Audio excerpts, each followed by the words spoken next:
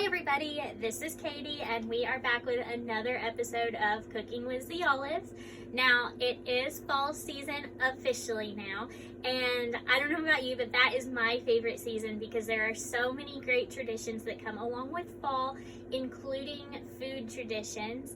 And the one thing that I think a lot of people really want and crave during this fall season when the weather starts to get a little chillier and windier is a great soup. Now, I don't know about you, but for me, the ultimate, original king of the soup recipes and dinners that you can possibly make is a creamy homemade tomato soup with a grilled cheese sandwich. That is one of the ultimate comfort foods in my opinion, and one of the best little warm meals to have on a cozy fall evening. So that is what we are going to be making today. I'm really excited about it. I cannot wait to have it. And I am of course going to be using some of the ingredients from The Olive. Now, really for this recipe, there are a ton of different olive oil and balsamic vinegar combinations that you can use to make this soup. But today, the ones I have chosen are two of our absolute best sellers, and not only can you buy them separately at The Olive, but they're also packaged in some of our boxed gift sets together. So there are a lot of options to get these two flavors, and those are The Olive's aged Cabernet Sauvignon vinegar and The Olive's Tuscan herb olive oil. So with that being said, let's go ahead and jump right on into our recipe. Now, the first thing that you are going to need is 9 Roma or plum tomatoes. And what we are going to do is just slice each of those tomatoes lengthwise. I'm not going to make you watch me cut up 9 different tomatoes, so let's just speed this process up a little bit. So once your tomatoes are cut, we're going to place those in some type of baking dish, and we're going to preheat our oven to 375 degrees. Next, we're going to prepare our tomatoes. We're first going to start by drizzling the tomatoes with The Olive's Tuscan herb olive oil.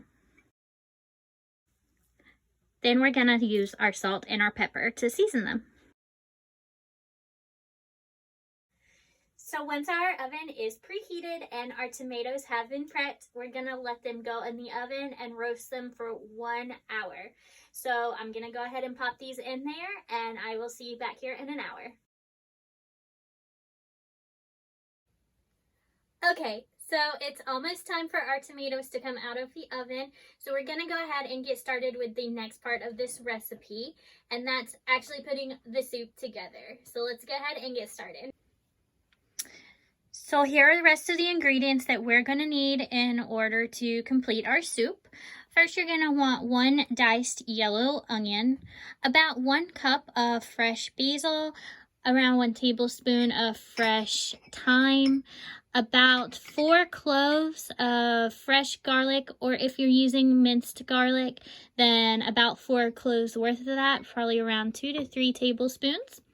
1 tablespoon of granulated sugar, of course your products from The Olive, and then some heavy whipping cream, some vegetable broth, and a 28-ounce can of crushed tomato. The first thing we're going to want to do is get a large Dutch oven or some other deep cooking pot that you can use in place of it if you don't have one, and we're going to put it over medium heat on the stove top. The first thing we're going to put into our pot is a little bit more of that Tuscan herb olive oil from The Olive. We're going to use 2 teaspoons. Next, we're going to add our 1 yellow onion that has been diced. And we are going to saute those onions for about 5 minutes.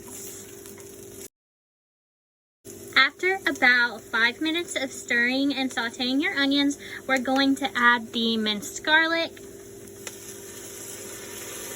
and the thyme. And then we're going to stir some more. After about 1 minute of stirring that together, we're going to add our fresh basil, our granulated sugar, and our can of crushed tomato.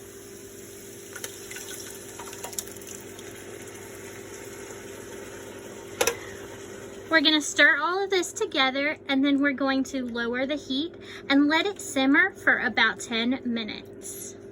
Alright, so our tomatoes have been in the oven for 1 hour. We've had our soup starting to simmer and have gotten that started. It's really helpful if you maybe start this process about 30 minutes into your tomatoes being in the oven, because then you won't have to wait on your tomatoes. When they're ready to go into your pot, they'll be ready to come out of the oven. So let's go ahead and take these out, and we will add our roasted tomatoes into our Dutch pot.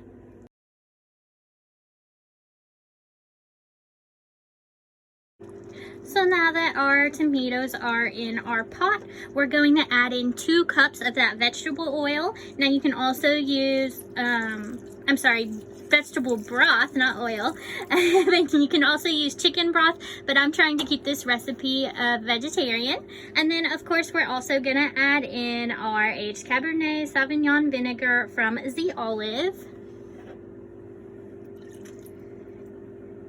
Now we're going to let this simmer for 30 minutes, stirring occasionally. We'll see you back here then. Now, while your soup is simmering, the next thing you might want to do in that 30-minute time window is go ahead and make your grilled cheese sandwiches. Now, I'm not going to show you on camera how to make a grilled cheese sandwich because I think we all know how to do that, but I am going to tell you how I make mine and what I consider to be one of the most delicious grilled cheese sandwiches I've ever had. So what I like to do is go to your grocery store's deli and get the good bread, like not the bread you get in the bread aisle. Get the good bread, either like an Italian or a sourdough that's already nice and sliced for you. Then you're also going to want to use 3 different cheeses. I like a mild cheddar, a provolone, and then also the good American cheese from your grocery store deli, not the nasty Kraft Singles fake American cheese.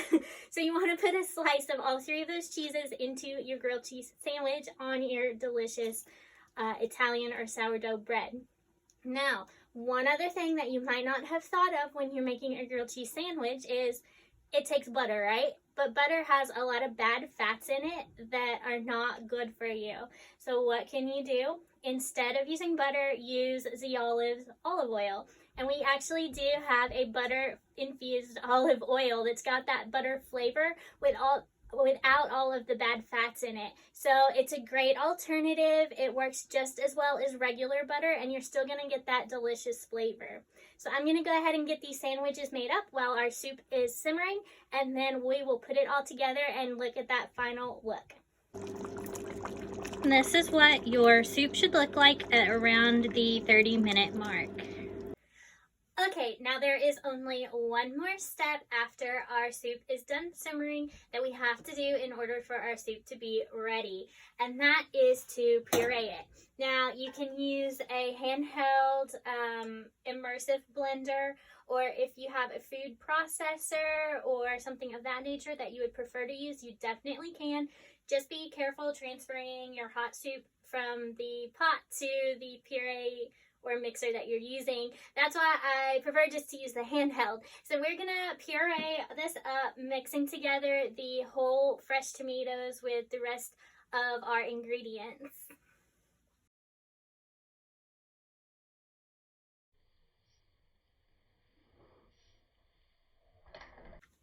And here it is. Oh my gosh, you guys, this honestly smells so good and it looks amazing. I cannot wait to dig into this, dip my grilled cheese in it. It is so good, and I am looking forward to going and sitting on the porch in this lovely fall weather and enjoying my soup.